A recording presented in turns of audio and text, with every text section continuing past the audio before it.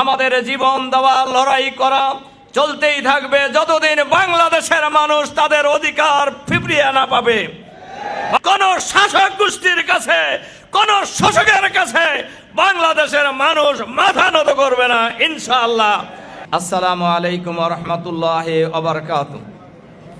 মাননীয় প্রধান অতিথি সহ নেতৃবৃন্দ বক্তব্য রাখবেন।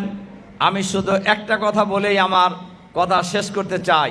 26শে মার্চ আগামীকাল এই বাংলাদেশের জন্য অনেক গৌরবের, অনেক গুরুত্বপূর্ণ, অনেক তাৎপর্যময়, লাখো শহীদের রক্তের বিনিময়ে অর্জিত আমাদের প্রিয় এই বাংলাদেশ। কিন্তু যে লক্ষ্যে বাংলাদেশ স্বাধীন হয়েছিল, যে লক্ষ্যে বাংলাদেশের মানুষ লড়াই সংগ্রাম করে জীবন দিয়ে এই বাংলাদেশকে স্বাধীন বাংলাদেশ হিসাবে পৃথিবীর মানচিত্রে স্থান করে নিয়েছিল, আজও বাংলাদেশের মানুষের সেই লক্ষ্য অর্জিত হয় নাই। এখনো অধিকারের জন্য লড়াই করতে হচ্ছে, এখনো অধিকারের জন্য জীবন দিতে হচ্ছে। আমাদের জীবন দেওয়া লড়াই করা চলতেই থাকবে যতদিন বাংলাদেশের মানুষ তাদের অধিকার ফিরিয়ে না পাবে।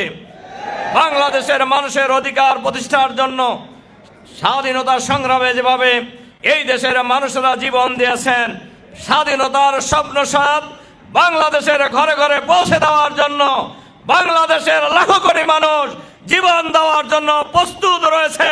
কোন শাসক গোষ্ঠীর কাছে, কোন শোষকের কাছে বাংলাদেশের মানুষ মাথা নত করবে না ইনশাআল্লাহ। এটাই হোক এবারকার স্বাধীনতা দিবসের অঙ্গীকার। আল্লাহ হাফেজ। আসসালামু আলাইকুম ওয়া রাহমাতুল্লাহ।